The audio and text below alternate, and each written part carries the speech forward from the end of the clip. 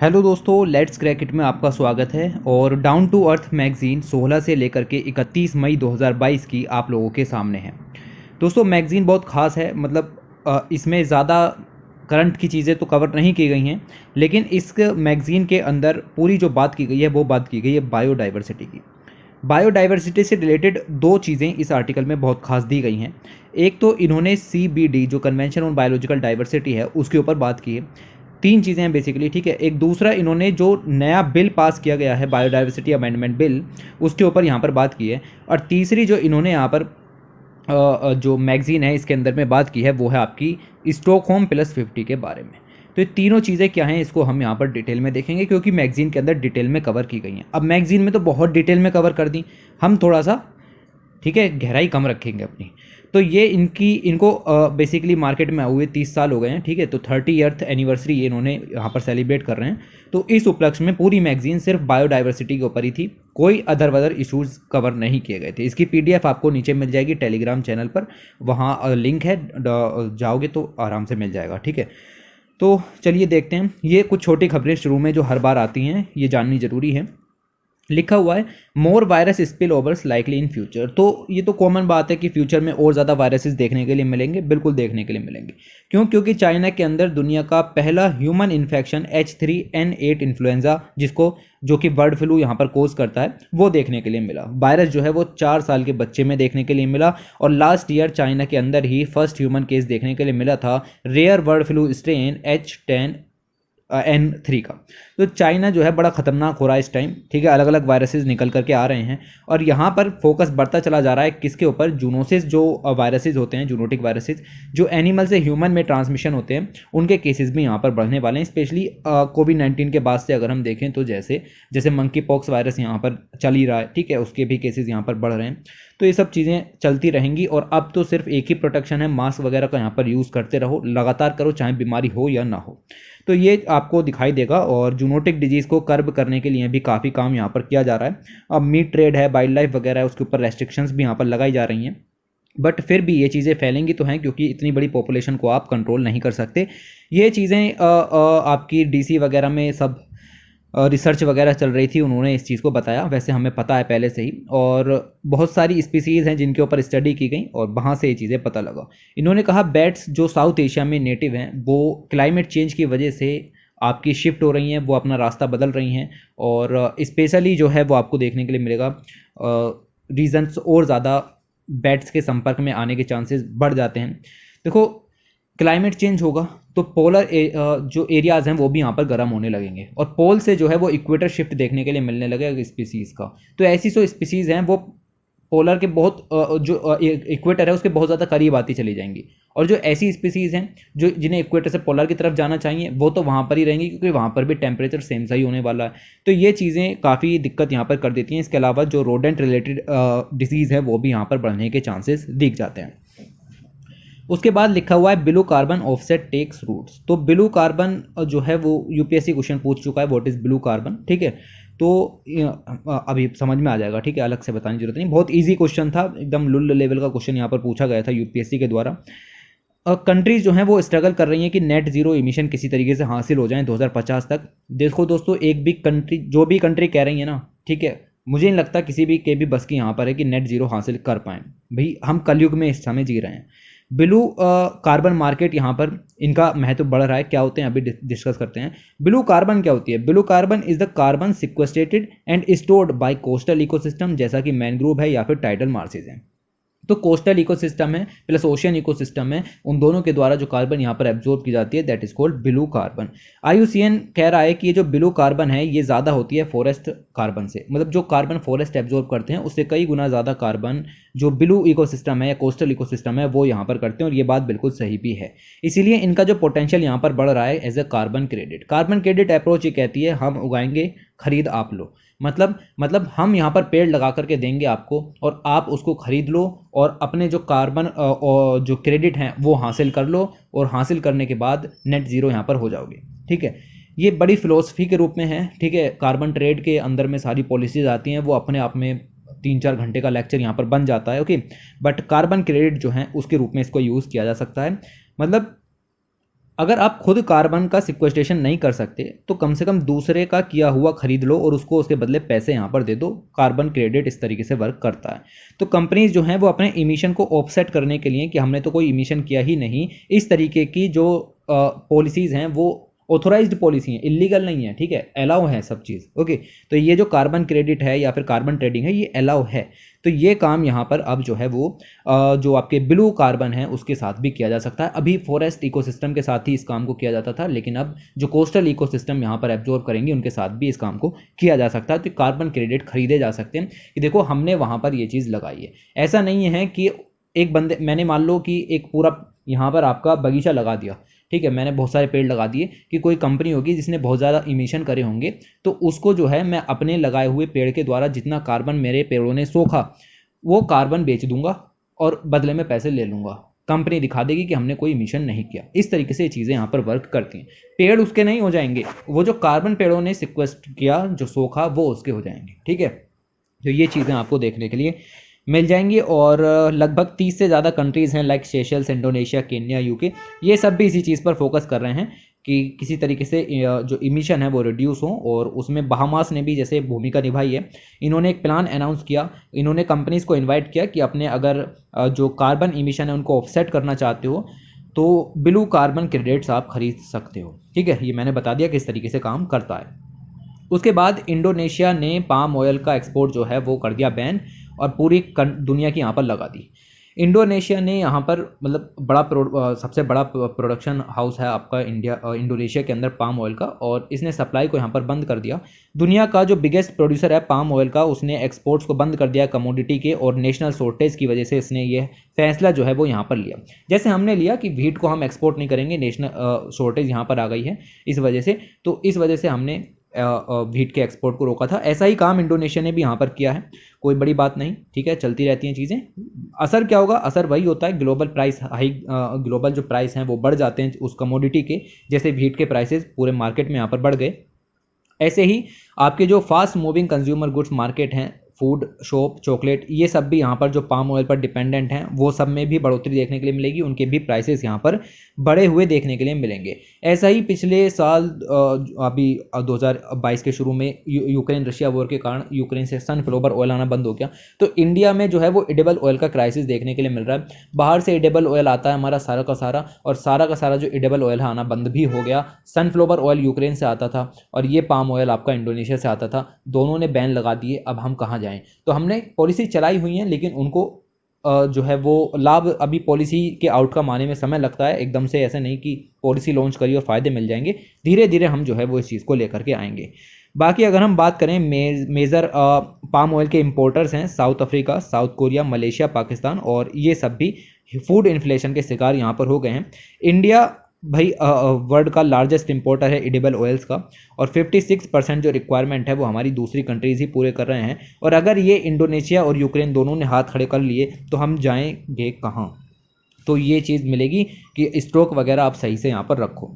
उसके बाद इंडिया में क्या चल रहा है उसको भी अगर हम देखें, इंडिया में जो 40 से ज़्यादा लोगों के अंदर बेसिकली एक केरल में डिजीज़ देखने के लिए मिली, एक बैक्टीरिया यहाँ पर फैला जिसका नाम था आपका सिजेला, और ये जो है वो इसकी वजह से सेवियर फूड पॉइजनिंग यहाँ पर देखने के लिए मिली। पेशेंट जो हैं वो सिक यहाँ पर होने लगे, और after eating a shawarma in a restaurant, मतलब फूड पॉइजनिंग की वजह से ये आपका जो बैक्टीरिया एक्टिवेट हुआ। Shigella infection is a serious form of food poisoning, याद रखना इस पॉइंट को, जस्ट ऐसे ही लाइन भी उठा करके दे सकता है। ओके, तो ये सिजेला जो इन्फेक्शन है ये आपका फूड पॉइजनिंग के थ्रू फैलता है और फैटल है। अगर 5 साल से कम का बच्चा है तो गंभीर बीमारियां और मृत्यु तक भी हो सकती है। बिहार के अंदर जो फॉरेस्ट डिपार्टमेंट है उसने कहा है कि गंगा रिवर फ्रंट जो कि भागलपुर में यहाँ पर चल रहा है कंस्ट्रक्शन उसका, वहाँ पर उस पर बैन लगा दिया, उसको स्टॉप कर दिया। किसने? बिहार फॉरेस्ट डिपार्टमेंट है। ये आपका कहा गया कि ये जो कंस्ट्रक्शन आप कर रहे हैं वाइल्ड लाइफ प्रोटेक्शन एक्ट का साफ साफ वायलेशन करता है। गंगा रिवर फ्रंट जो है वो पार्ट हो जाता है भागलपुर स्मार्ट सिटी प्रोजेक्ट का, लेकिन स्मार्ट सिटी बाद में, पहले ये आपका एंडेंजर्ड गंगेटिक डॉल्फिन का रहने का एरिया है, तो आप वहाँ कंस्ट्रक्शन करके उसके प्रोटेक्शन हैबिटेट को ख़राब नहीं कर सकते। मैसिव फायर यहाँ पर लग गई, ठीक है, दिल्ली की लैंडफिल्स के अंदर, और ये तो कॉमन ही हो गया यार हर जगह, ठीक है, ये पूरे इंडिया में कॉमन है। और 2022 जब से यहाँ से शुरू हुआ है, ऐसा फोर्थ बड़ा इंस्टेंस देखने के लिए यहाँ पर मिला है दिल्ली के अंदर। आगे बात करें तो वुमेंस जो कि छत्तीसगढ़ की हैं, छत्तीसगढ़ के अंदर आपका ये सूरजपुर डिस्ट्रिक्ट है, यहाँ पर बेसिकली चिपको मूवमेंट की तरह एक मूवमेंट चलाया गया, और ये जो है वो आपका मूवमेंट पेड़ों को कटने से बचाया गया। पेड़ कहाँ पर हैं, तो इस वन का नाम याद रखना जिसका नाम है हसदेव अरण्य फॉरेस्ट, और इनको बचाने के लिए चिपको मूवमेंट जैसा मूवमेंट यहाँ पर जो है वो लॉन्च किया गया। तो ऐसा मैच ऑफ द फॉलोइंग में 2-3 टाइप के पेड़ दे देगा, ठीक है, 16 ग्रासलैंड्स या फॉरेस्ट कहाँ पर हैं मैच ऑफ द फॉलोइंग में इस तरीके के, ऐसे ही हसदेव अरण्य दे देगा छत्तीसगढ़ में, याद रखना, ठीक है, कुछ भी पूछा जा सकता है। तो एक लाइन ही तो याद रखनी है कि हसदेव अरण्य फॉरेस्ट कहाँ पर है छत्तीसगढ़ में, बात खत्म हो गई। बाकी कौन किसने चिपको मूवमेंट यहाँ पर ये शुरू करा, ये सब वो अलग चीज़ें हैं। इसके अलावा ग्लोबल लेवल पर भी कुछ चीज़ें यहाँ पर चल रही हैं। 3 चिल्ड्रन हैं इंडोनेशिया में, उनकी डेथ यहाँ पर हो गई, और ये जो है वो हुई आपकी एक्यूट हेपेटाइटिस से। WHO ने इस बात को बताया कि अननोन फॉर्म थी एक्यूट हेपेटाइटिस की, हम नहीं जानते ये क्या था। The children displayed syndrome of fever, बुखार आया, जॉन्डिस, कन्वल्सन्स और साथ साथ लीवर इन्फ्लेमेशन की कंडीशंस भी देखने के लिए मिली। और WHO ने यह भी कहा है कि ये जो फॉर्म हेपेटाइटिस की नई उभर करके आई है ये और कंट्रीज़ में भी फैल सकती है, इसलिए सावधानी बरतते रहें। मैसिव सैंडस्टॉर्म देखने के लिए मिले इराक के अंदर 5 तारीख को, और यहाँ पर जो थाउजेंड्स लोग हैं उनमें काफ़ी बीमारियाँ हो गई, रेस्पिरेटरी इलनेस देखने के लिए मिली। इराक के 18 में से जो 6 प्रोविंस हैं उसमें ये फैल चुका है, और ये सैंडस्टॉर्म आया, इंडिया में नहीं आया यार ये, ठीक है, और कोई बड़ी बात नहीं है, सैंडस्टॉर्म यहाँ पर आया है, ठीक है। अस्थमा वगैरह की डिजीज़ हो सकती हैं, याद रखना कि जो सैंडस्टॉर्म आते हैं उससे रेस्पिरेटरी इलनेस और अस्थमा वगैरह की डिजीज़ होंगी। भाई धूल धक्कड़ मुँह में जाएगी, ठीक है, आपके फेफड़ों वगैरह में जाएगी तो असर तो करेगी, ओके। चाइना के अंदर अगर हम देखें तो दुनिया का सबसे बड़ा वेदर स्टेशन यहाँ पर लगाई है न्यूज़, ठीक है, चाइना का यहाँ पर नाम आया। चाइना ने दुनिया का सबसे बड़ा वेदर स्टेशन यहाँ पर लगाया है, और वो लगाया है आपका 8,830 मीटर सी लेवल से ऊपर। माउंट एवरेस्ट पर इस चीज़ को बिल्कुल लगाया गया, ओके, सबसे ऊंचा बनाना था तो इस तरीके के काम करने ही थे। कंट्री के पास अब ऐसे कुछ 7 सच स्टेशन यहाँ पर देखने के लिए मिल गए हैं, जो कि 5,000 से लेकर के 9,000 मीटर तक की ऊंचाई के बीच में वर्क कर रहे हैं। ये काफ़ी इंपॉर्टेंट है, और ये जो है वो क्लाइमेट चेंज को स्टडी करेंगे, और साथ ही साथ ग्रीन हाउस गैस का कंसनट्रेशन अपर एटमॉस्फेयर में क्या है, हाई एल्टीट्यूड में क्या है, उसको भी यहाँ पर मॉनिटर करने का काम ये करेंगे। तो 7 स्टेशन बना चुका है चाइना अब तक। अगली न्यूज़ आती है तस्मानिया की, वेरी वेरी इंपॉर्टेंट ये न्यूज़ यहाँ पर याद रखना, ठीक है। तस्मानिया जो है वो अब दुनिया का पहला रीजन यहाँ पर बन गया है जिसने ग्रीन हाउस गैस के इमिशन को रिड्यूस करने के लिए और कार्बन निगेटिव बनने के लिए कदम उठाए हैं, ठीक है। मतलब इसने ऐसा कुछ यहाँ पर किया है कि अब जो है ये कार्बन निगेटिव यहाँ पर हो जाएगा और ग्रीन हाउस गैस को रिड्यूस भी यहाँ पर करेगा। By decreasing the loggings of its native forest for pulpwood protection, इसको आपका आधा करने की बात कही है 2005 से। लॉगिंग वगैरह यहाँ पर होती है, फॉरेस्ट के जो ट्री हैं वो ये प्रोविजनिंग सर्विस प्रोवाइड कराते हैं जिसको लॉगिंग कहते हैं, ठीक है। ये कहा है कि जो पल्प वुड यहाँ पर है उसके प्रोडक्शन को हम जो है और उससे जो लॉगिंग होती है उसको आधा कर देंगे 2005 के लेवल से। मतलब जितना 2005 में लॉगिंग का काम किया जाता था अब सिर्फ आधा ही काम यहाँ पर किया जाएगा। The island state of Australia has now begun to remove more carbon dioxide from the atmosphere than it emits. देखिए ये आपका जो है वो यहाँ पर देखने के लिए मिलेगा कि जो तस्मानिया है बेसिकली ऑस्ट्रेलिया के अंदर में आता है, आइलैंड स्टेट है, ये आपका ज़्यादा कार्बन डाइऑक्साइड को रिमूव करेगा और इमिट कम करेगा, ठीक है। ये इस तरीके से आपको कार्बन बैलेंस देखने के लिए मिलेगा, ओके। तो ये चीज़ें आपको यहाँ पर ध्यान में रखनी है। तस्मानिया ऐसा करने वाला दुनिया का पहला रीज़न जो है वो यहाँ पर बनेगा, ये सब कर देना, ठीक है। ये बीच में स्लाइड आ गई। उसके बाद आगे चलते हैं तो यहाँ पर आपको देखने के लिए मिलेगा भीचरी और still see red compensation, land restoration and access to portable water remains a dream after 35 years after rogue industry poison these aquifers. तो ये जगह थी, ठीक है, भीचरी नाम की, और यहाँ पर भारी मात्रा में इंडस्ट्रीज़ आने लगी। इंडस्ट्रीज़ आई और अलग अलग तरीके के पोल्यूटेंट्स की वजह से जो एक्विफर्स थे यहाँ के वो ख़त्म हो गए, और जो आपका पीने का पानी है वो भी यहाँ पर नहीं बचा, कंपनसेशन भी नहीं मिला, और साथ ही साथ लैंड जो है वो भी यहाँ पर ख़राब हो गई। बात कहाँ की हो रही है, तो ये चीज़ें आपको मिलेंगी। और इसमें अगर हम देखें तो जो भीचरी नाम की ये जगह है यहाँ पर 60 वेल्स देखने के लिए मिलते थे, ठीक है। 60 से ज़्यादा कुएँ थे, हैंड पम्प्स थे, बोरवेल भी यहाँ पर देखने के लिए मिलते थे जो कि 30-30 मीटर तक गहरे भी थे। और but they all yield instead of clean water, अब उनसे जो है वो dark yellow cocktail of iron gypsum निकल करके आता है, एच एसिड निकलता है और अदर पोल्यूटेंट्स भी वाटर के साथ मिक्स होकर के इन वेल्स से, हेड पम्प से और बोरवेल से निकल करके आते हैं। ये सब किस वजह से हुआ? ये सब हुआ कंटेमिनेशन की वजह से, जो कि 1987 में 5 केमिकल फैक्ट्रीज़ के द्वारा यहाँ पर किया गया। फैक्ट्रीज़ जो हैं वो भीचरी के आसपास में यहाँ पर सेटअप की गई थी और कनाल को पूरी तरीके से इन्होंने बर्बाद किया। इसमें से 2 फैक्ट्रीज़ ऐसी हैं जो कि एच एसिड का प्रोडक्शन करती हैं। एक क्रिस्टलाइन कंपाउंड है, बेसिकली एच एसिड के बारे में बताया, नॉट इम्पोर्टेंट, ठीक है, एट ऑल। एच एसिड जो है वो एक क्रिस्टलाइन कंपाउंड है जो कि डाई इंटरमीडिएट के रूप में यहाँ पर यूज़ होता है। प्लांट्स जो है वो highly acidic, dark, tan effluent, ये सब यहाँ पर रिलीज़ करते हैं और ओपन तरीके से ये आपका रिवर्स में पहुँच जाता है। तो ये जो 5 प्लांट यहाँ पर लगाए गए ये बिल्कुल भी अच्छे नहीं थे और इसकी वजह से जो आपकी उदय सागर कनाल थी वो पूरी तरीके से यहाँ पर ख़त्म हो गई और अब पीने का पानी भी वहाँ पर उपलब्ध नहीं है। तो ये चीज़ें आपको जो हैं वो यहाँ पर ध्यान में रखनी है, ठीक है। तो कोई बात नहीं, ये तो इंडिया में कॉमन चीज़ें हैं, ओके, कॉमन चीज़ें हैं और पीने का पानी बहुत सारी जगहों पर उपलब्ध नहीं है। साथ ही सरकार कहती है कि जल जीवन मिशन के अंदर पीने का पानी उपलब्ध कराया जाएगा, तो काश ये सब चीज़ें यहाँ पर चल जाती तो सही रहता। करेंगे देखो कुछ ना कुछ, बट प्रॉब्लम है तो आपको पता होना चाहिए कि भाई ऐसी प्रॉब्लम भी यहाँ पर चल रही हैं और ये एच एसिड वगैरह भी कोई चीज़ होती है, ठीक है। बहुत से बच्चों को तो पता भी नहीं होगा। एक ग्रीम आउटलुक, अगला आर्टिकल, ठीक है, उतना ही काम का था जितना पढ़ा। बाकी देखो और भी थी कि फैमिली से जाकर के बात की, उन्होंने अपने दुख जो है हमें बताए। हमारे पास अभी टाइम नहीं है, ठीक है, हम सुनेंगे जब हम बन जाएंगे कुछ, okay. Investing in restoration of degraded land makes economic sense, can see massive financial benefit. किस चीज़ की बात यहाँ पर हो रही है? तो बात काफ़ी बड़ी है और यहाँ पर जो आपका यूनाइटेड नेशंस की कन्वेंशन है टू कॉम्बैट डेजर्टिफिकेशन, डेजर्टिफिकेशन से लड़ने के लिए यूनाइटेड नेशंस की ये कन्वेंशन है। इसकी मीटिंग बेसिकली स्टार्ट हो रही है और 15th कॉन्फ्रेंस ऑफ पार्टीज जो है वो आपकी कोटे डे आइवर के अंदर एबिडजान में यहाँ पर आपकी हो रही है, ओके। इसके अंदर इन्होंने एक रिपोर्ट रिलीज़ की, that is for global land outlook report. कौन रिलीज़ करता है? यूपीएससी डायरेक्ट क्वेश्चन पूछेगा और आप चकरा जाओगे। यूएनसीसीडी के अंदर में रिपोर्ट यहाँ पर रिलीज़ होती है। सेकेंड एडिशन है, इससे पहले एक एडिशन ये रिलीज़ कर चुके हैं। इन्होंने बताया कि दुनिया की 40% जो लैंड है अक्रॉस द ग्लोब अब डिग्रेड हो चुकी है और हाफ ऑफ द ह्यूमैनिटी को अफेक्ट भी कर रही है और साथ ही साथ इकोनॉमिक जो थ्रेट है वो 44 यूएस ट्रिलियन डॉलर का यहाँ पर है। ये बात रिपोर्ट के अंदर से निकल के आई। सिर्फ 2 पॉइंट भी याद रखोगे तो भी आप माहिर हो कि आपको चीज़ें याद रह जाती हैं, ठीक है, ये भी याद रखोगे तो भी, बट हम इसको पूरा देखेंगे ताकि 1-2 पॉइंट और निकल करके आ सके। रिपोर्ट ने वार्न किया कि अगर करंट ट्रेंड यहाँ पर चलते रहे तो additional 1.6 billion hectare on an area, लगभग साउथ अमेरिका के बराबर का एरिया और डिग्रेड यहाँ पर हो जाएगा। कुछ पीडीएफ कंपाइलेशन ये भी इंपॉर्टेंट पॉइंट के रूप में यहाँ पर देते हैं।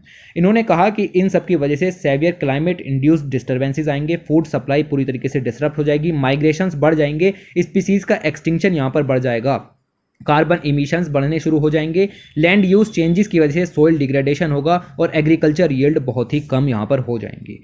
रिपोर्ट ने यह भी कहा कि अगर बेनिफिट चाहिए तो एक काम करना पड़ेगा, आपको इन्वेस्टमेंट को यहाँ पर बढ़ाना पड़ेगा। अगर हम 2050 तक if humanity act to restore landscape, अगर रिस्टोर कर पाए लैंड को तो फिर आप बेनिफिट हो सकते हो। देखो 2 ही तरीके हैं क्लाइमेट चेंज की मार से बचने के, या तो आप इमिशन वगैरह मत ही करो, लैंड डिग्रेडेशन मत ही करो, लैंड यूज चेंजेस मत करो, ठीक है, ये सब मत करो। ये आपसे होने का नहीं, आपसे क्या किसी से ही नहीं होने का ही पूरी दुनिया में, क्योंकि पॉपुलेशन बढ़ रही है और हम इन चीज़ों पर ध्यान दे नहीं रहे। दूसरा तरीका यहाँ पर हो सकता है कि एक जगह पर कर दो और दूसरी जगह पर उतनी ही ज़मीन को रिस्टोर कर दो। देखो दोस्तों, ये वाला प्रोविज़न हम कर सकते हैं, ये थोड़ा सा सिंपल है कंपेयर टू दिस, बट इसमें प्रॉब्लम यह है कि लोग ऊपर वाला काम तो कर देते हैं लेकिन नीचे वाला काम नहीं करते। मतलब लैंड को डिग्रेड कर देंगे, ठीक है, लैंड यूज चेंजेस कर देंगे, अर्बनाइजेशन में एग्रीकल्चर एक्सपेंशन के जरिए ज़मीन को खाली कर देंगे, बट उसके बदले में रेस्टोरेशन नहीं हो पाता उतना, और अगर हो भी गया तो भी बेनिफिट उतने नहीं मिलते जितना वो बनी बनाई ज़मीन पहले देती।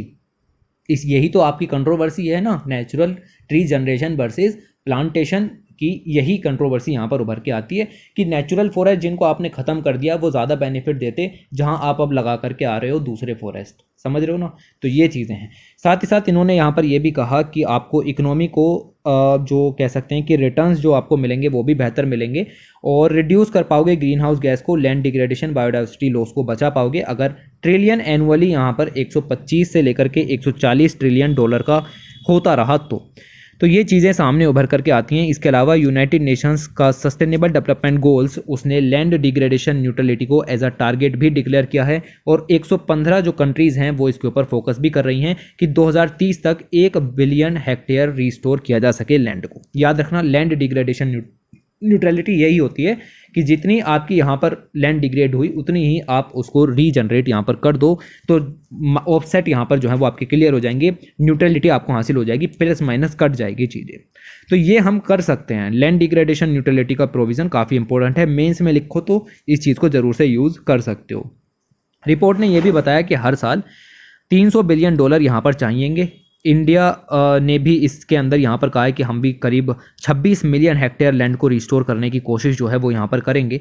ओके, ये सब बातें किसी ना किसी मंच पर हम बोलते रहते हैं और यहाँ लिखी हुई हैं तो आप समझो ऑथेंटिक हैं, क्योंकि डाउन टू अर्थ मैगजीन इसी चीज़ के लिए फेमस है, ऑथेंटिसिटी के लिए। ओके, तो ये चीज़ें आपको यहाँ पर मिलेंगी। बाकी आप देखो यहाँ से ये पॉइंट्स भी स्किप कर सकते हो क्योंकि जो पॉइंट निकलने थे वो हमने निकाल लिए, दैट इज़ सफिशिएंट। आप देख सकते हो कहाँ पर कितना ज़्यादा रेस्टोरेशन की ज़रूरत यहाँ पर पड़ रही है। तो ये एरियाज़ जो हैं स्पेशली ट्रॉपिकल एरियाज़ जहाँ पर सबसे ज़्यादा कार्बन सिक्वेस्ट्रेशन होना चाहिए, ये एरियाज़ ही भारी मात्रा के संकट में हैं। Restoration of even 15% of degraded land अगर हमने अभी कर दिया तो हम जो है वो कह सकते हैं कि 60% स्पीसीज़ के एक्सटिंक्शन को रोक सकते हैं और साथ में 300 गीगाटन के करीब कार्बन को सिक्वेस्ट्रेट भी कर सकते हैं। Very very important point. ये सारे पॉइंट अगर आप लिख पाते हो तो बहुत अच्छी बात है। इसके अलावा और भी चीज़ें यहाँ पर दी गई थी बट अब ज़्यादा इसके अंदर डिटेल में नहीं जाएंगी। इसके अंदर यहाँ पर कुछ सक्सेसफुल एफर्ट बताए गए। जब आप रिपोर्ट को पढ़ोगे तो उसके अंदर यहाँ पर लिखा हुआ है कि किस तरीके से जो आपका कोस्टा रिका है उसने 52% ऑफ लैंड जो डिग्रेड हो चुकी थी उसको रिकवर कर लिया। कैसे किया वो आपको रिपोर्ट के अंदर मिलेगा। आपका काम अभी नहीं है वहाँ जाने का, ठीक है। अभी आप सिर्फ इतना ही यहाँ पर समझने की कोशिश करो। ऐसे ही डेमोक्रेटिक रिपब्लिक ऑफ कोंगो है, इसने भी जो रेन फॉरेस्ट के लैंडस्केप थे, कोंगो अपने आप में एक रेन फॉरेस्ट है, उसको यहाँ पर डिग्रेड होने से बचाया। ये सब चीज़ें यहाँ पर की। साथ ही रिपोर्ट ने कहा कि जो ग्रेट ग्रीन वॉल का इनिशिएटिव है ये बहुत ही अच्छा है। ग्रेट ग्रीन वॉल के इनिशिएटिव का मकसद ये है कि जहाँ पर भी डेजर्टिफिकेशन हो रहा है, लैंड डिग्रेडेशन हो रहा है, उसको आगे नहीं बढ़ने देना, उसको वहीं पर ही रोक करके रखना है। जैसे अगर मैं अफ्रीका की बात यहाँ पर करूँ तो अफ्रीका के अंदर यहाँ पर ग्रेट ग्रीन वॉल जो है वो बनाई जा रही है ताकि ऊपर से आने वाली जो रेतीली डेजर्टिफिकेशन बेसिकली ऊपर से हो रहा है वो इस रीजन में यहाँ पर ना फैले। नीचे आपके डायरेक्ट देखने के लिए मिल जाएंगे कि रेन फॉरेस्ट हैं। ओके, तो सहारा से जो ये आपका डेजर्ट है वहाँ से डेजर्टिफिकेशन नीचे तेज़ी से बढ़ रहा है। इस चीज़ को रोकने के लिए ग्रेट ग्रीन वॉल का कंसेप्ट है। ऐसा ही सेम कंसेप्ट जो है वो इंडिया के अंदर में भी आपको यहाँ पर देखने के लिए मिल जाएगा। इंडिया के मैप की अगर मैं बात करूँ तो ये आपका इंडिया का मैप इस तरीके से जो है वो बन जाता है। ओके, तो अगर मैं इसकी बात करूँ तो यहाँ पर आपकी ये बनाई जा रही है ग्रेट ग्रीन वॉल, ये रही, ठीक है, इस तरीके से हरियाणा वगैरह से होती हुई। और यहाँ पर बेसिकली इसको क्यों बनाया जा रहा है ताकि इधर की जो डेजर्ट है वो इधर की तरफ ना फैले। यहाँ पर आपका डेजर्ट है ना पूरा, जो वेस्टर्न राजस्थान वाला इलाका है, तो उसको यहाँ पर रोकने के लिए ये ग्रेट ग्रीन वॉल बनाई जा रही है क्या ये तो पता ही होगा आपको, नहीं पता तो ग्रेट ग्रीन वॉल जो है वो बेसिकली पेड़ों की एक श्रृंखला है। पेड़ वगैरह लगा करके हम जो है वो एक अच्छी मोटी थिक वॉल यहाँ पर क्रिएट करना चाहते हैं।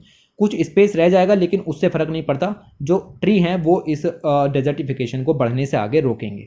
तो ये सारे पॉइंट जो हैं वो आपको पता होने चाहिए। इसके अलावा आपको जो है वो आपका फूड सिस्टम है उस पर भी सोचना पड़ेगा। फूड सिस्टम के बारे में मैंने आपको काफ़ी बार बताया कि जब आप प्रोडक्शन करते हो तो प्रोडक्शन से लेकर के आपकी कंजम्पशन तक की जितनी भी चीज़ें हैं उसके बीच में प्रोसेसिंग यहाँ पर आ गई, उसके बीच में ट्रांसपोर्टेशन यहाँ पर आ गया। तो ये जो पूरा फूड सिस्टम आपका क्रिएट हुआ इसको कहते हैं फूड वैल्यू चेन। इसमें कार्बन के इमिशन कम से कम यहाँ पर होने चाहिए। तो प्रोडक्शन में अलग अलग तकनीकें अपनाओ, ट्रांसपोर्टेशन में अलग तकनीक अपनाओ, ठीक है। इसी तरीके से आप देखोगे कि कंजम्पशन में अलग तकनीक अपनाओ। प्रोडक्शन में zero budget natural farming, organic farming कर सकते हो, ठीक है।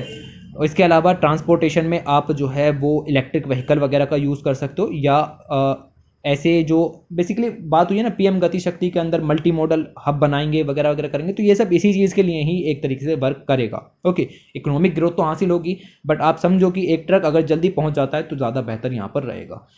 कंजम्पशन में भी इसी तरीके के सुधार किए जा सकते हैं।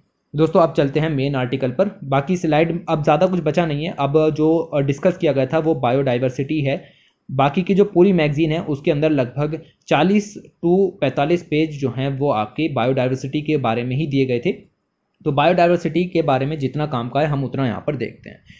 इस स्लाइड में किस चीज़ की यहाँ पर बात हो रही है, तो इस स्लाइड में बात यहाँ पर हो रही है, पहले बेस क्रिएट करते हैं, ठीक है, ऐसे नहीं काम चलेगा। 2 decade ago India adopted a law date mandates share, कौन से लॉ की बात हो रही है भला, 20 साल पहले हमने कौन सा लॉ एडोप्ट कर लिया भाई, हमने यहाँ पर एडोप्ट कर लिया जो बायोलॉजिकल डाइवर्सिटी एक्ट, ठीक है, बायोडाइवर्सिटी प्रोटेक्शन एक्ट जो यहाँ पर हमने लागू किया 2002 में, ठीक है, उसकी बात यहाँ पर हो रही है।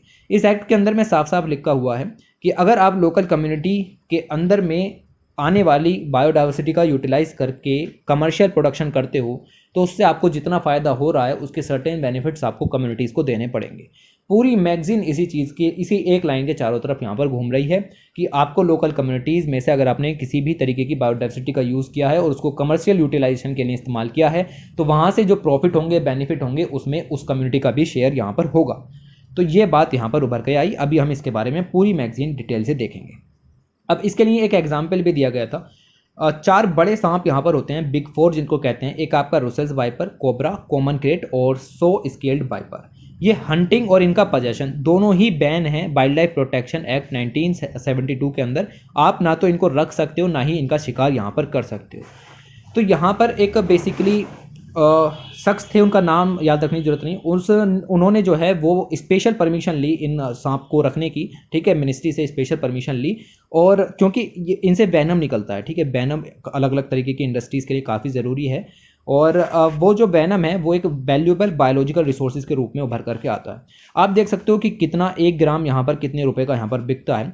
तो ये जो आपकी इंडस्ट्रीज़ इनसे वैनम को ख़रीद करके ले जाती हैं उसके बदले में इन्हें जो है वो अमाउंट यहाँ पर मिलता है। ओके, क्यों मिला भाई, क्योंकि ये आप देखो कि ये जो सांप की प्रजातियाँ हैं क्या ये बायोडाइवर्सिटी को क्रिएट करती हैं, हाँ।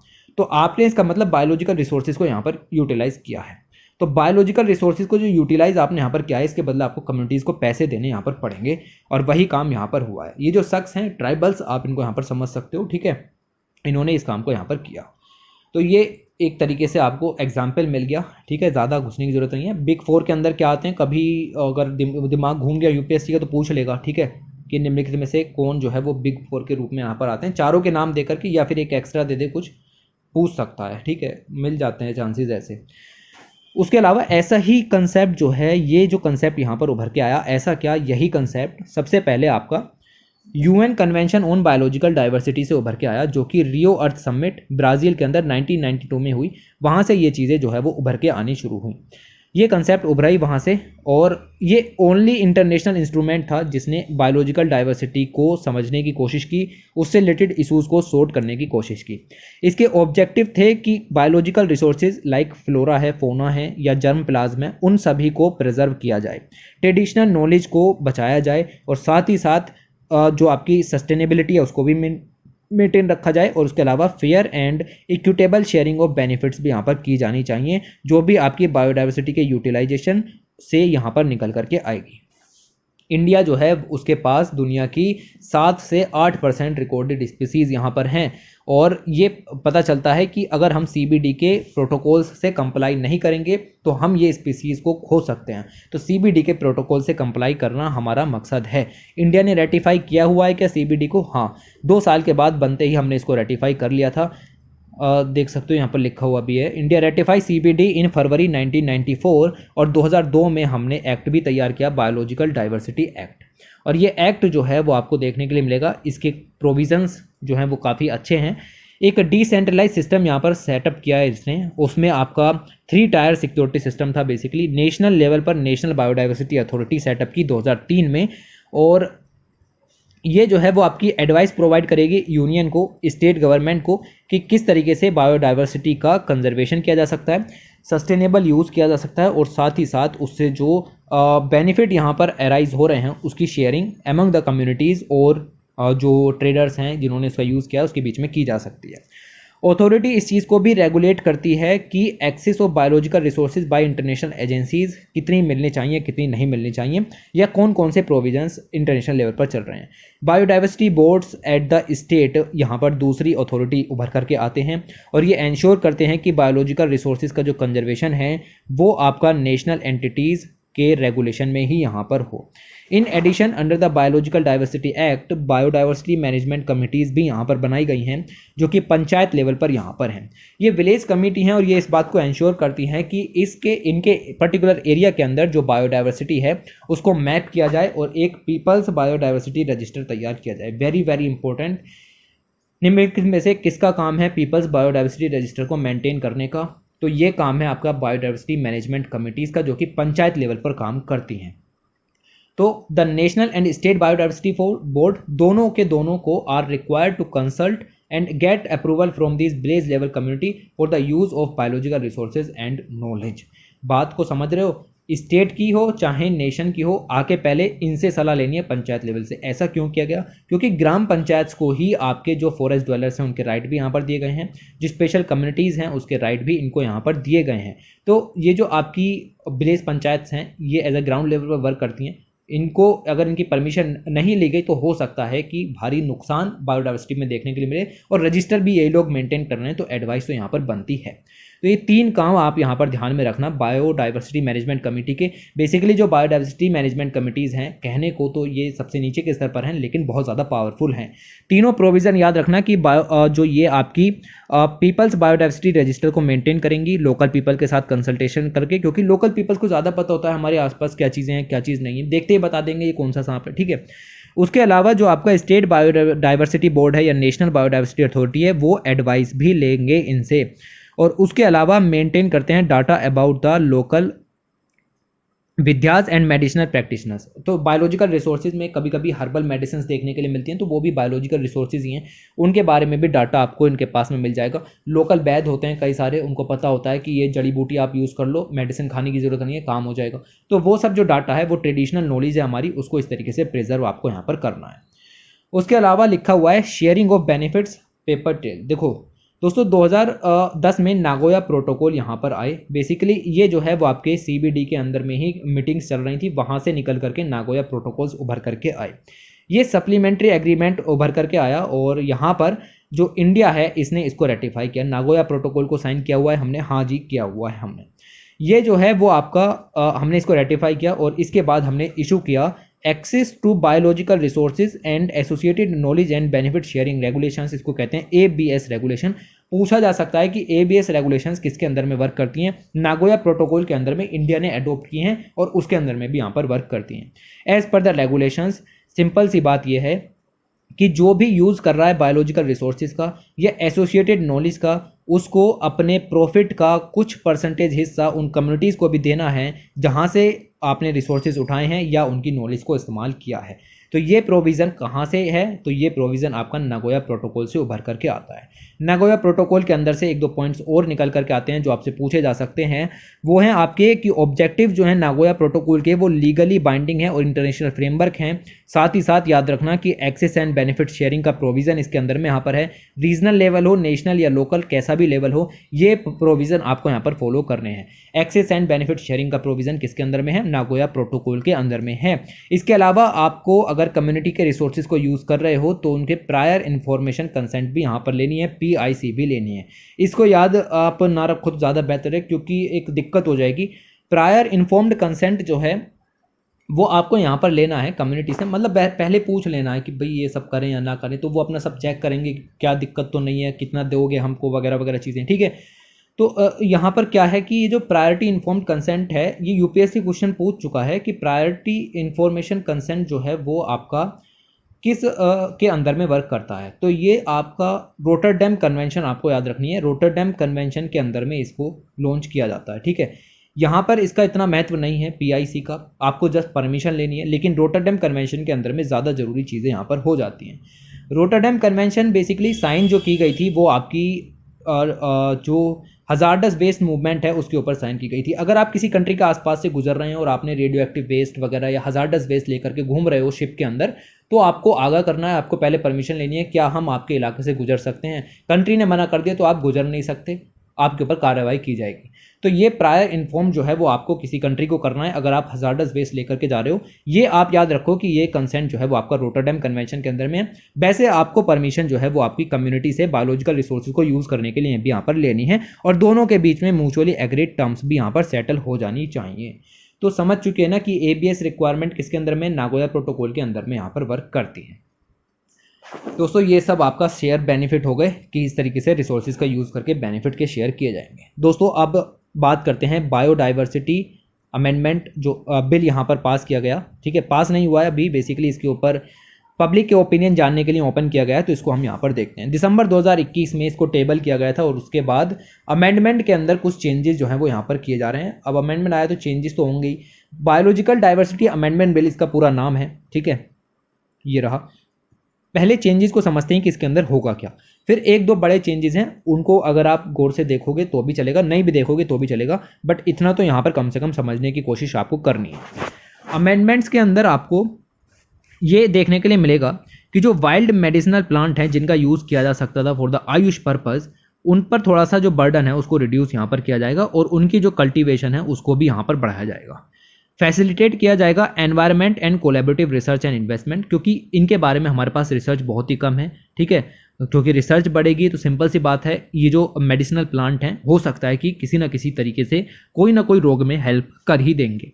इम्प्रूव करनी है research about the patent application process, क्योंकि पेटेंट लेने की जो एप्लीकेशन प्रोसेस है वो बहुत ज़्यादा कह सकते हैं पेचीदी है। तो उस प्रोसेस को देखना है कि किसी भी तरीके से अगर कोई कह सकते हैं कि गलती यहाँ पर हुई, ठीक है, या फिर गलत तरीके से कोई काम हुआ तो उसको रोका जा सके। साथ ही साथ जो प्रैक्टिशनर्स हैं या कंपनीज़ हैं जो कि मेडिकल प्रोडक्ट्स यहाँ पर बना रही हैं, आपकी बहुत सारी कंपनीज़ हैं जो कि मेडिकल प्रोडक्ट बनाती हैं, उन सब के लिए ये था कि आपको नेशनल बायोडाइवर्सिटी अथॉरिटी से परमिशन लेनी थी अगर आप इस तरीके के मेडिकल प्रोडक्ट बना रहे हो। लेकिन अब थोड़ी सी परमिशन जो है वो रिड्यूस यहाँ पर की गई है। अब कुछ चीज़ों के लिए ही परमिशन लेने की ज़रूरत यहाँ पर पड़ेगी, तो रिडक्शन देखने के लिए यहाँ पर मिला है। साथ ही साथ इंक्रीज किया जाएगा the composition of the authority and reviving position of responsibility, तो रेस्पॉन्सिबिलिटी और अथॉरिटी मैनेजमेंट में भी कुछ चेंजेस किए जाएंगे। एडिशनली इसमें आपका जो अगर लेजिस्लेशन का वायलेशन किया तो उसमें कुछ प्रोविजंस हैं उनको डीक्रिमिनलाइज यहाँ पर किया जाएगा। साथ ही साथ सजेस्ट किया जाएगा कि एक सेपरेट अथॉरिटी बनाएंगे at the centre and state level, इसकी भी यहाँ पर बात हो रही है। और उसके अलावा जो FIR वगैरह फाइल करने की प्रोसेस है उसको अलग करेंगे। ठीक है, और प्रोवाइड करेंगे the creation of an inquiry officer, एक इंक्वायरी ऑफिसर का क्रिएशन भी यहाँ पर होगा। Who following an inquiry can impose a penalty up to 1 crore तक की पेनल्टी की इसके ऊपर जो है वो सुविधा होगी इसको कि ये कर सकता है अगर कंटिन्यूस वायलेशन देखने के लिए मिला। देखो वर्ड इन्होंने यहाँ पर यूज़ कर भी दिया, कंटिन्यूस वायलेशन, एक दो बार करा हो तो हो सकता है कि छूट मिल जाए, क्योंकि यहाँ पर जो प्रोविज़न इस तरीके से थोड़े से किए गए हैं, डीक्रिमिनलाइज करने की भी बात यहाँ पर चल रही है। कंटिन्यूस वायलेशन पर आपको देखने के लिए मिलेगा। और अब जो है वो ये आपके इतना यहाँ पर आपको मिला, तो ये मोटे मोटे काम आपको यहाँ पर ध्यान में रखने हैं। अमेंडमेंट्स ने कुछ बड़ी प्रॉब्लम्स हैं जिनको सॉर्ट आउट नहीं किया, डाउन टू अर्थ ने इनको खोद करके निकाला है, खुद हमारा काम नहीं है। फैक्ट ये है कि entire effort of share benefit, जो बेनिफिट को हम यहाँ पर शेयर करते हैं कम्युनिटीज से, उसको यहाँ पर थोड़ा सा रिड्यूस कर दिया गया और ये बिल्कुल भी अच्छी बात नहीं है। At best meaningless bureaucratic exercise, इस चीज़ में एक भारी अड़चन उभर करके आ रही है। दोस्तों एक कंपनी ने कम्युनिटी को उसके बेनिफिट दिए या नहीं दिए उसको रेगुलर चेक करना चाहिए, लेकिन ब्यूरोक्रेटिक प्रोसेस के जरिए उसको चेक नहीं किया जा रहा, तो इस प्रक्रिया को मजबूत करने की ज़रूरत सामने आ रही थी। तो इस system of access and benefit sharing का जो है, जिसको कहते हैं ABS सिस्टम, ये तभी वर्क करेगा जब जो नॉलेज होल्डर्स हैं उनको रिकॉग्नाइज किया जाए। ट्रेडर कंपनी ने अगर नॉलेज को यूज़ करी है तो उसको पैसे देने के लिए लायबल बनाया जाना चाहिए, और अगर नहीं देता है तो उसके ऊपर पेनल्टी भी लगनी चाहिए, और अगली बार बायोलॉजिकल रिसोर्सेज यूज़ करने के लिए बैन भी लगाना चाहिए। तो ये चीज़ पर आपको यहाँ पर फोकस करना था। None of this is happening on the ground, और इसमें से कुछ भी चीज़ यहाँ पर नहीं हो रही है। मतलब ये सब पैसे वगैरह ट्रांसफ़र करने हैं तो मैक्सिमम केसेस मिलते हैं कि चीज़ें नहीं होती हैं। This is partly because there is a no information available in the public domain.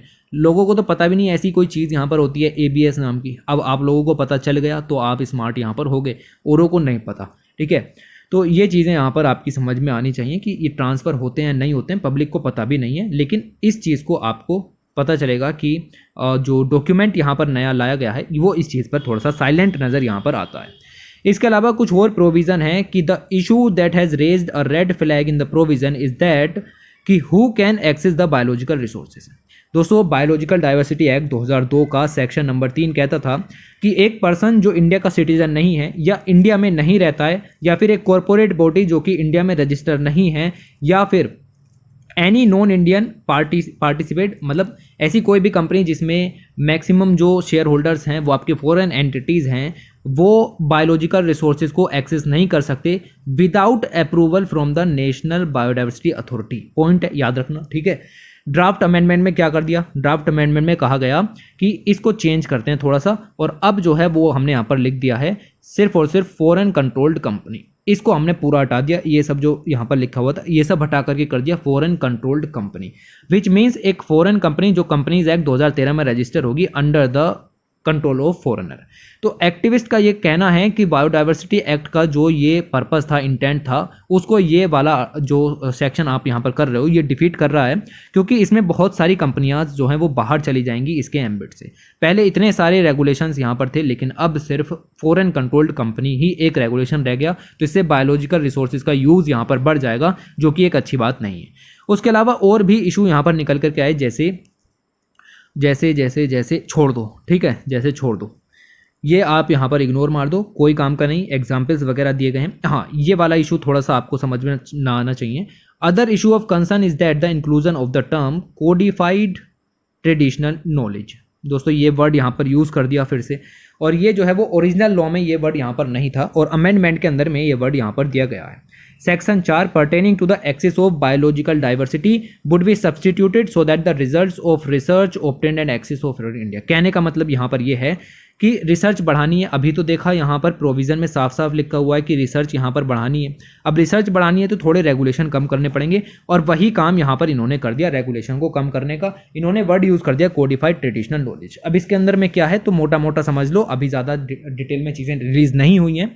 Okay, जब पास हो जाएगा बिल तब हम और ज़्यादा देखेंगे। दोस्तों, ये जो आपका कोडिफाइड ट्रेडिशनल नॉलेज का प्रोविज़न है, ये बेसिकली अगर आपने रिसर्च के लिए नॉलेज को लिया है, किसी कम्युनिटी से रिसोर्सेज को लिया है, तो कोई दिक्कत नहीं है, ठीक है, तो कोई दिक्कत यहाँ पर नहीं है। तो आपको जो यहाँ पर शेयर वगैरह करना है वो विदाउट अप्रूवल भी यहाँ पर कर सकते हो, ठीक है, ये चीज़ें चलेंगी। लेकिन अगर आपने उस रिसर्च को यूज़ कर लिया फॉर कमर्शियल यूटिलाइजेशन और to obtain intellectual property rights, आप पेटेंट लेने पहुंच गए उस नॉलेज के ऊपर, विद इन और outside India, the approval of national biodiversity authority would be needed. तो अगर रिसर्च वगैरह करना चाहते हो, जाओ खुल के करो, कोई दिक्कत यहाँ पर नहीं है, ठीक है।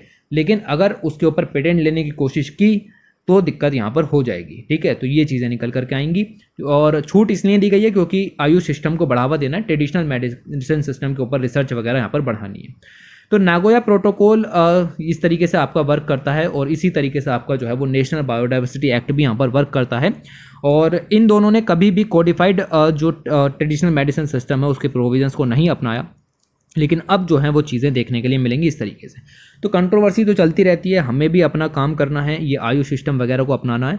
तो मोटे मोटे प्रोविजंस याद रखो और छोटी मोटी चीज़ों को भूल जाओ। दो एक प्रॉब्लम याद रखो, यूपीएससी मेंस में क्वेश्चन पूछेगा आपसे डायरेक्ट कि बायोलॉजिकल जो डाइवर्सिटी एक्ट है उसमें अभी अभी अमेंडमेंट पास किए गए, क्या समझते हैं आप, कितना हद तक बेनिफिट यहाँ पर देखने के लिए मिलेगा। बेनिफिट क्या होंगे भाई, रिसर्च वगैरह के लिए हमने उसको ओपन कर दिया। जो वायलेशन के केसेस थे, कभी कभी बहुत ज़्यादा हर्डल हो जाती थी वायलेशन के केसेस से, उनको भी यहाँ पर जो है वो ख़त्म किया गया है। और साथ ही साथ अगर आप देखें तो कम्युनिटीज़ को और ज़्यादा राइट दिए गए हैं। इस तरीके से करके आर्टिकल को आपको ख़त्म करना है। बाद में प्रॉब्लम्स के नाम पर आपको ये जो 2-3 टर्म्स थी इनको यहाँ पर लिख देना है। दोस्तों, आप चलते हैं अगले आर्टिकल की तरफ, जिसके ऊपर मैगजीन में 30 पेजेस दिए गए थे, और कंपाइल करके ये सिर्फ और सिर्फ 5 या 6 स्लाइड में यहाँ पर आ गई चीज़ें। बात की गई थी स्टॉकहोम री इमेज्ड की। किस चीज़ की बात हो रही है दोस्तों, दुनिया की पहली एनवायरनमेंट के ऊपर जो कॉन्फ्रेंस यहाँ पर हुई थी, जिसको कहते हैं द ह्यूमन एनवायरनमेंट कॉन्फ्रेंस, वो हुई थी स्टॉकहोम में, ठीक है। वो स्टॉकहोम में हुई थी, और कब हुई थी, तो वो हुई थी आपकी 1972 के अंदर। यहाँ पर ये हुई थी। और अब क्या चल रहा है 2022, तो कितने साल हो गए, 50 साल। तो अब दोबारा से यूनाइटेड नेशन जनरल असेंबली ने फैसला लिया है कि जैसी कॉन्फ्रेंस 1972 में की थी ऐसी कॉन्फ्रेंस 2022 में भी करेंगे जून में, और इसका नाम रखते हैं स्टॉकहोम +50। ठीक है, स्टॉकहोम +50। स्टॉकहोम के बाद कुछ चुनौतियां उभर करके आई नई नई, उनको भी हम यहाँ पर जो है वो सॉर्ट आउट करेंगे, मतलब इस कन्वेंशन के अंदर, ना कि इस वीडियो के अंदर। ओके, तो ये चीज़ें उभर करके आई। आप समझ चुके हो कि 50 साल मार्क करने के लिए इस चीज़ को यहाँ पर लॉन्च किया जाएगा, और जो प्रोमिस हमने यहाँ पर किए थे ये सब 50 साल से चल रहे हैं, उन सबको भी हम जो है वो यहाँ पर देखेंगे कितना पूरे हुए कितने पूरे नहीं हुए। तो ये है आपकी स्टॉकहोम +50, और ये जो है वो आपकी देखने के लिए मिलेगी स्वीडन के अंदर में ये होगी। ठीक है, पहले भी यहाँ पर ही हुई थी और अब भी यहाँ पर ही ये होगी।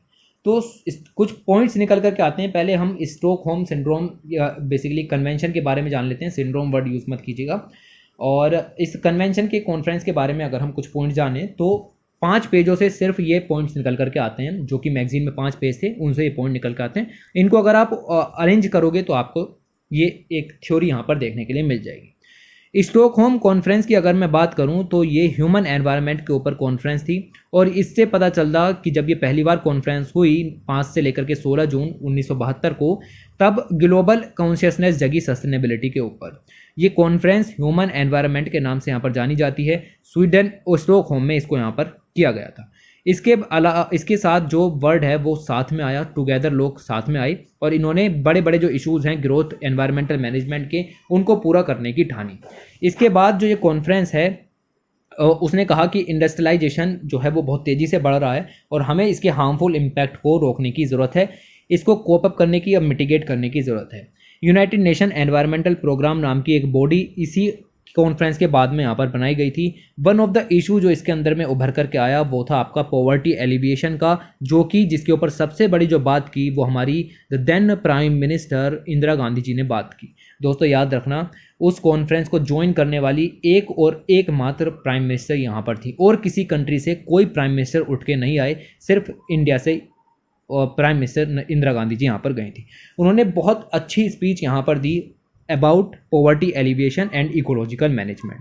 तो ये भी आपसे इंटरव्यू वगैरह में पूछ सकते हैं, या इंटरव्यू में भी नहीं तो यार इंपॉर्टेंट चीज़ें थोड़ा सा याद रखने की कोशिश करो। ठीक है, तो ये इन्होंने बताया कि किस तरीके से कनेक्शन है between ecological management and poverty alleviation. इनकी ये पढ़ लेना, कहीं से आपको मिलेगी। ठीक है, नेट पर मिल जाएगी या मैं अभी आपको उपलब्ध कराऊंगा। ठीक है, थीम जो थी इस कॉन्फ्रेंस की थी वो थी ओनली वन अर्थ। 122 कंट्रीज़ ने पार्टिसिपेट किया, 70 जो थी उसमें डेवलपिंग थी, पुअर कंट्री, और उन्होंने सबने स्टॉकहोम डिक्लेरेशन वगैरह को यहाँ पर साइन किया, और इसके अंदर टोटल 26 प्रिंसिपल्स थे और एक्शन प्लान भी यहाँ पर मौजूद थे। ये फर्स्ट ग्लोबली सब्सक्राइब डॉक्यूमेंट था जो कि इंटरकनेक्शन को दिखाता था डेवलपमेंट, पॉवर्टी एंड एनवायरनमेंट के। तो इस ट्राइंगल को यहाँ पर जो है वो टच करता था, जो कि डेवलपमेंट, पॉवर्टी, एनवायरनमेंट को डील करता है जिससे। और 1972 तक किसी भी कंट्री के पास एनवायरनमेंट मिनिस्ट्री नहीं थी। तो तभी आपका जब ये मीटिंग हुई, नॉर्वे वगैरह की कंट्रीज़ उठ करके गईं और तुरंत जा करके उन्होंने एनवायरनमेंट मिनिस्ट्री यहाँ पर डेवलप की। ठीक है, उसके बाद काम बढ़ना शुरू हुआ। 3 डायमेंशन निकल के आए कॉन्फ्रेंस से। इन्होंने कहा कि countries agreeing not to harm each others environment और the area beyond national jurisdiction. आप दूसरे की कंट्री को पोल्यूट नहीं करोगे, दूसरे की कंट्री के एनवायरनमेंट को हार्म नहीं करोगे, अपनी करना चाहते हो तो करो। एक action plan on the study the treat of earth environment, एक एक्शन प्लान भी यहाँ पर तैयार किया गया। उसके अलावा UNEP नाम की बॉडी भी उभर करके आई। तो ये चीज़ें आपको यहाँ पर ध्यान में रखनी है। ये जो साइड में आर्टिकल है ये आपकी स्पीसीज़ है, स्पीसीज़ कहाँ से याद आ गई, जो स्पीच है वो यहाँ पर आपको देखने के लिए मिलेगी। इंदिरा गांधी जी की स्पीच का एक जो पार्ट है वो यहाँ पर आपको मिल जाएगा। एक बार वीडियो पॉज करो, इसको थोड़ा सा पढ़ने की यहाँ पर कोशिश करो। और ये ओनली प्राइम मिनिस्टर थी जिन्होंने इस इवेंट को यहाँ पर अटेंड किया, और पॉवर्टी एलिवेशन और इकोलॉजिकल मैनेजमेंट के बारे में इन्होंने यहाँ पर बताया। काम आगे चला 1972 से 1992 पर हम यहाँ पर आ गए, और वर्ल्ड ने ब्राज़ील की सिटी रियो डी जेनेरियो में यहाँ पर हम मिले, और रियो डिक्लेरेशन हमने यहाँ पर जो है वो साइन की। नाउ ग्लोबल एनवायरमेंटल चैलेंजेस बढ़ने शुरू हो गए थे, ओजोन लेयर में होल देखने लगे थे, उस समय की बात बता रहा हूँ। ठीक है, ओजोन लेयर में होल यहाँ पर दिखने लगे थे। Problem of the ozone hole ये रियलाइजेशन में लाई कि कोई कंट्री इसको फिक्स नहीं कर सकता खुद से मिलकर के, इसके लिए सभी को साथ में मिलकर के काम करना पड़ेगा। इसके अलावा पेस्टिसाइड के इश्यूज उठ के सामने आने लगे। अलग अलग देश अपने एग्रीकल्चर फील्ड में पेस्टिसाइड का भारी इस्तेमाल कर रहे थे। ऐसे ही जो आपके फ्लोरोकार्बन्स हैं, जिनको CFCs कहते हैं या HFCs कहते हैं, जो भारी मात्रा में जिन्होंने मिलकर ओजोन होल को यहाँ पर बढ़ावा दिया, ये सब भी उभर कर आ रहे थे। क्लाइमेट चेंज भी टर्म जो है वो सुनने में आने लगी थी। इसके अलावा और भी चीज़ें थीं, जैसे एसिड रेन की कंडीशंस देखने के लिए मिलने लगी थी, और साथ ही साथ स्पीसीज़ का एक्सटिंक्शन भी ज़्यादा तेज़ होने लगा था। और उसके अलावा जो आपका मरकरी पॉइजनिंग है वो भी देखने के लिए मिल रही थी, जैसे कि मिनीमाटा बे है, और इंडिया में भी भोपाल गैस स्टेज थी। हालांकि वो एक इंडस्ट्रियल फॉल्ट था, उसको यहाँ पर काउंट नहीं करेंगे। ये क्लाइमेट चेंज से रिलेटेड बातें हम यहाँ पर कर रहे हैं। तो इसके चलते आपका कॉन्फ्रेंस यहाँ पर हुई, और 1992 में United Nations conference on environment and development यहाँ पर हुई। उसके अंदर से काफ़ी कुछ बातें निकल करके आती हैं। तो रियो अर्थ समिट इसको कहते हैं 1992 की। इसमें सब कंट्रीज़ यहाँ पर आए, और बहुत मतलब गड़बड़ सी यहाँ पर सब देखने के लिए मिली चीज़ें। जो डेवलप्ड कंट्रीज़ थे, रिच कंट्रीज़ थे, वो एक तरफ बैठ गए, और जो अपने कंट्रीज़ थे इंडिया चाइना जैसे, ये दूसरी तरफ यहाँ पर बैठ गए। रिच कंट्री बोले हमें क्या चाहिए, हमें चाहिए सस्टेनेबिलिटी, हमें चाहिए सततता, और हमें क्या चाहिए, हमें चाहिए जो कह सकते हैं कि शांति, पीस, और ये सब बातें करने लगे। हमें अच्छा एनवायरनमेंट चाहिए। दूसरी तरफ इंडिया चाइना जैसे कंट्री बैठे हुए थे, वो क्या बोले, हमें चाहिए डेवलपमेंट। ठीक है भाई, क्यों नहीं मांगते हम, ठीक है, हमने कोई डेवलपमेंट नहीं किया, इंडस्ट्रियल डेवलपमेंट हमारा शुरू हुआ है, तो हम क्यों नहीं मांगेंगे, ठीक है। तो हमने कहा डेवलपमेंट। अब यहाँ लड़ाई होनी शुरू हुई कि भाई हमें तो सस्टेनेबिलिटी चाहिए। इनको सस्टेनेबिलिटी क्यों चाहिए, क्योंकि इंडस्ट्रियल डेवलपमेंट इनका हो चुका था, अब इन्हें एनवायरनमेंट को बचाना था। हमारा अभी कुछ भी नहीं हुआ था, तो हमें दोनों चीज़ों को बचाना था। तो पहले हम डेवलपमेंट करेंगे और उसी के साथ करेंगे।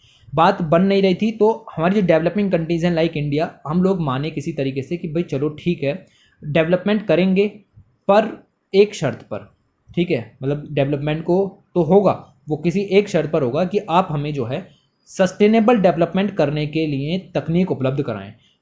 तो ये सुझाव आया निकल करके कि क्यों ना इन दोनों टर्म्स को यहाँ पर जोड़ दिया जाए, सस्टेनेबल और डेवलपमेंट को, ठीक है। तो इसके चक्कर में यहाँ पर आपका दिखेगा कि इंडिया और चाइना जैसे कंट्रीज़ ने ये बात कही कि आप हमें अच्छी टेक्नोलॉजी दो जिससे कि एनवायरनमेंट को नुकसान ना हो, तो हम आपका भी काम कर लेंगे और अपना भी काम कर लेंगे। है नहीं पते की बात, ठीक है। तो ये सब बातें जो हैं वो उभर करके यहाँ पर आनी शुरू हो गई। तो ये सब चीज़ें यहाँ पर आपको जो है वो इतनी ध्यान रखनी है। उसके बाद बायोलॉजिकल डाइवर्सिटी एक्ट वगैरह हैं, वो सब भी चीज़ें, बहुत सारे एक्ट, बहुत सारी पॉलिसीज़ हैं एनवायरनमेंट से रिलेटेड। एक बार आप अपने एनवायरनमेंट सेक्शन को खोलो और उसका मॉड्यूल निकालो बायोडाइवर्सिटी वाला, और उसको पूरा रिवाइज कर दोगे तो ज़्यादा बेहतर रहेगा, क्योंकि सब चीज़ें लिखी हुई हैं। ये सब जो भी मैंने आपको पढ़ाया, कहीं ना कहीं आपके नोट्स में ये चीज़ें लिखी हुई हैं। बट ये चीज़ें क्या है कि अब तक जो पढ़ाई, देखो वीडियो भी काफ़ी लंबी हुई, ऐसा तो है नहीं कि बहुत चीज़ें स्किप कर दी गई हैं। स्किप मैंने कुछ भी नहीं किया, स्किप वही चीज़ें की गई हैं जो कि यहाँ पर जनरल थी। लाइक आपको पता है कि जो आपका बायोलॉजिकल डाइवर्सिटी एक्ट है उसके बारे में हमने डिस्कस कर लिया। ऐसे ही आपका जो है वाइल्ड लाइफ प्रोटेक्शन एक्ट है, प्रोजेक्ट एलिफेंट है, प्रोजेक्ट टाइगर हैं, ये सब चीज़ें साइमल्टेनियसली चलती रहीं, ठीक है। 1972 में वापस आते ही हमने ये सारे काम किए, ठीक है। जैसे इंदिरा गांधी जी वापस आई, हमने ये सब काम यहाँ पर किए। तो ये सब चीज़ें आपको जो है वो पढ़नी पड़ेंगी। उसके अलावा पोलर एरिया से रिलेटेड बात भी यहाँ पर की गई। पोलर एरियाज़ आर्कटिक और अंटार्कटिक, स्पेशली जो फोकस है वो आपका आर्कटिक और अंटार्कटिक दोनों पर ही है। वैसे अंटार्कटिक पर ज़्यादा बात यहाँ पर की गई है। अंटार्कटिक जो है वो सारा का सारा 60 डिग्री साउथ से परे का जितना इलाका है वो सारा का सारा अंटार्कटिक यहाँ पर हो जाता है। अंटार्कटिक में आपको मिलेगा कि इसके लिए एक ट्रीटी सिस्टम है जिसको कहते हैं Antarctic treaty system, ATS system, और ये सिस्टम रेटिफाई किया गया था 1959 में। यूपीएससी डायरेक्ट क्वेश्चन निकालेगा और पूछेगा कि Antarctic treaty system Stockholm declaration से पहले साइन हो चुका था, सही या गलत? बिल्कुल सही है, ठीक है। 1959 में ही हो चुका था, और स्टॉकहोम डिक्लेरेशन 1972 में यहाँ पर हुई थी।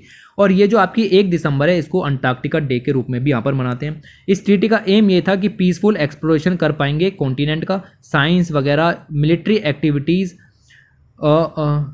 पीसफुल तरीके से, ठीक है, पीसफुल तरीके से एक्सप्लोरेशन होगा कॉन्टिनेंट का for the science, and prohibit कर दिया मिलिट्री एक्टिविटीज़ को। मैं भी तो कहूँ मिलिट्री एक्टिविटीज़ को कैसे यहाँ पर इन्होंने अलाउ किया, ठीक है।